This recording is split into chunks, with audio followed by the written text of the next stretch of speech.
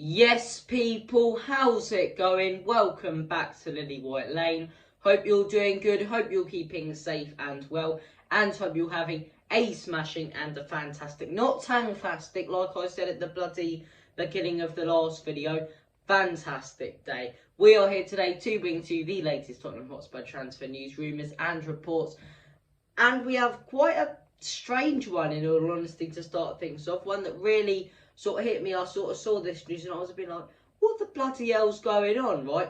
Apparently there has been contact between Marcus Rashford's agent and the players' camp and Tottenham Hotspur. Where the bloody hell did anyone see that one coming? Marcus Rashford potentially moving to Spurs this summer, as contact has been made between the players' camp, his agents and the people that surround him, and Tottenham Hotspur, the club. This is strange news. News that I didn't expect. And you've got to look at Marcus Rashford. Now, there's two sides for Marcus Rashford. There's the player profile, what he'll actually bring to Spurs as far as, you know, ability goes. And there's also the sort of promotion and advertising side of things. So you've got to look at Marcus Rashford. Although he's not been hitting form recently at Manchester United, you've got to look at him and say he brings people in. He brings viewers in, you know. I bet you any money, most people who don't like football have heard of Marcus Rashford because of what he's done for raising money, for school lunches and all that during lockdown. So you ask most people who don't like football who the likes of Bruno Fernandes and Juan Mata and Rafael Varane are, they probably won't have a clue or give a monkey's toss. But you ask them about Marcus Rashford, I think most people will know Marcus Rashford. So there's that side of things. There's the advertising. There's, you know, people will let him off for bad performances because of what he's done. And I'm not saying they shouldn't do that, but he can put in a really, really poor performance from United, and the media won't slam him and batter him in their newspapers because of you know, what he done during lockdown. Yet, if a Bruno Fernandes or a Varane or a Luke Shaw or even Ronaldo these days or Martial or someone like that puts in a bad performance, they'll get absolutely hammered by the media. So look, there's the advertising side of things, which looks great.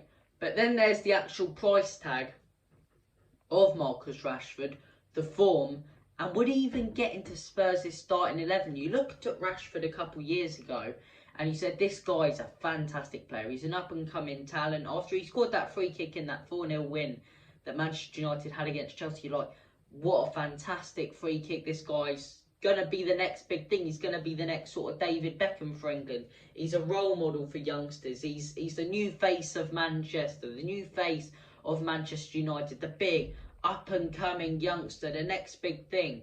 And the last couple of years, that sort of died down. He had this great start to his season. You know, a couple of seasons ago he had a fantastic end and a great start to the season. Like I say, when United beat Chelsea 4-0 and all of that happened in Solskjaer's first season in charge, and it's like Marcus Rashford is the big next thing. And in the last the big next thing, the next big thing, bloody hell. And then the last couple of seasons, he just hasn't been brilliant, has he? You know, last season he put in a couple decent performances, scored you know, a few good goals, got United some big points. They had a good season last season, finished in second. But with the club being a shambles this season, he has stood out as one of their worst players. Every time he's come off the bench or started a game, he's been poor, he's been slow, he's lacked ability, he's lacked pace, can't deal with the pressure, missed a penalty at the Euros. He's had such a shocking footballing year, Marcus Rashford. And you look at that side of things, you know, yes, he'll bring the advertising to Spurs. Yes, he'll bring, you know, the good image for the club and for Marcus Rashford. But at the same time, is he that good of a footballer? No. Would he get into that Spurs 11 for me, if I'm being frank and honest? No. He's not better than Kulusevski at the minute. Kulusevski has much more ability, much more skill, you know, much more, just a better player in general. He's nowhere near Heung-min Son. He's a quarter of the player Heung-min Son is, and we don't even need to discuss if he's getting over Harry Kane. So look, for me, I don't see why we're going for this move. I think we've got enough strikers. If we're getting rid of Steven Bergwijn, I don't think Rashford would be happy to sit on the bench. I think he, you know, if he's looking for a move away from United, he'll want to be playing first team football. So if we're going for a backup winger, go for someone like a St Maximan, or a backup striker, someone like a Skamaka. We don't really need a backup winger. We more so need a backup centre forward and a striker, someone like a Gianluca Scamacca, or a player such as that. You know, why are we going for backup wingers? We've got the likes of Moore, we've got the likes of Bergwijn, who may be potentially leaving after the stupid comment he made the other day about the club. I want to leave Spurs now. Who do you think you are, mate? You know, you haven't even done that well here, and you're talking like you're bloody Cristiano Ronaldo. It's like, pipe down a little bit. But we don't need wingers. We've got Mora, we've got Son, we've got Kulusevski. Mora can play right wing, left wing. Maybe a backup winger for that left wing potentially. But I don't really think we need one. I think we need a backup striker more, because Kane gets injured. You got to move Son into the centre forward role where he doesn't play his best football, and that's just a shambles. So look, Rashford, I don't really understand why we're going for him. I don't think he'd be a backup. I think the price tag United would be asking for would be roughly 50 to 60 million. I don't get why we're going with this transfer. But look, let me know your thoughts in the comment section down below. You guys might want Marcus Rashford at the club, or you might agree with me that he doesn't have that much ability and isn't that good of a footballer yet. Gets let off based on, you know, I'm not denying what he did the other summer was great, but he does get let off bad performances because of it by the media. Just look, Marcus Rashford, as Simon Cowell would say, it's a no from me. So, moving on to the next piece of news, Alessandro Bastoni in talk with the Tottenham, and that be the situation. Alessandro Bastoni is in talks with Tottenham, and I think the level of the Tottenham is not so high. That is my Antonio Conte. But I think if Antonio Conte was talking about Bastoni, he wouldn't go, the level of Spurs is not so high. You go, the level of Alessandro Bastoni is so good, and I think we need to bring him to a Tottenham. That's what I think Antonio Conte is probably saying, instead of the level is not so good. Bastoni apparently in talks, in negotiations with Spurs. This is a story that every media out there, every journalist has their own sort of story. You're hearing from some journalists, Bastoni wants to stay in. You're hearing from others, Bastoni wants Spurs. You're hearing from other journalists that talks longer, and you're hearing from others that Spurs haven't bid or talks on ongoing. So this one's been lost in the media. Too many different stories. It's hard to know which one to believe. So I judge it off what the likes of Fabrizio Romano and some of the top journalists do say. The Fabrizios, the Alistair Girls, and a lot of the big journalists are saying we are currently in negotiations. We currently are in talks with Alessandro Bastoni,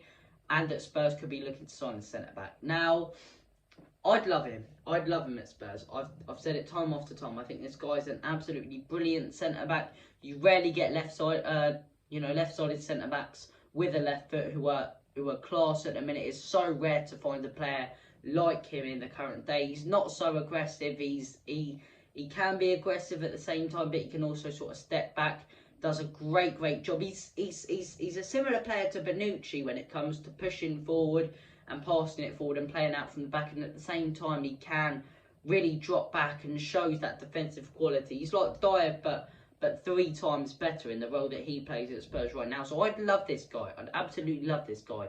Dyer, Romero, and Bastoni, or could you imagine Romero, Bremer, and Bastoni? That's the stuff of dreams. That really is. That'd be a brilliant back three. But I think you look at this guy, and the more I research this story, I think we are in negotiations, but I think this deal's going to be very tough to get over the line. And I'd prefer going for Bremer and Pau Torres for probably a combined fee of about 60 to 70 million than spending 80 to 90 million on this guy, because that's what Inter are going to do. The guy really loves Inter. Let's not beat around the bush. As much as he may want to work under Antonio Conte and values what Conte did and made him into the player he is, he said time after time again in conferences to the Inter fans that he does love that club. You can see a connection there. He could be their next captain. It's going to be very hard to pull him away, and I think Inter will keep raising that price tag until it can't be raised anymore. So look, whether Spurs pay that or not, I just think we're better off getting 2 real decent centre-backs, in all honesty. But look, if we can get Bastoni over the line, huge credit to Levy, huge credit to Conte for getting him across the line. You've got to look at players like Bastoni as well. He's Italian, right? And a lot of people go, that wouldn't normally matter.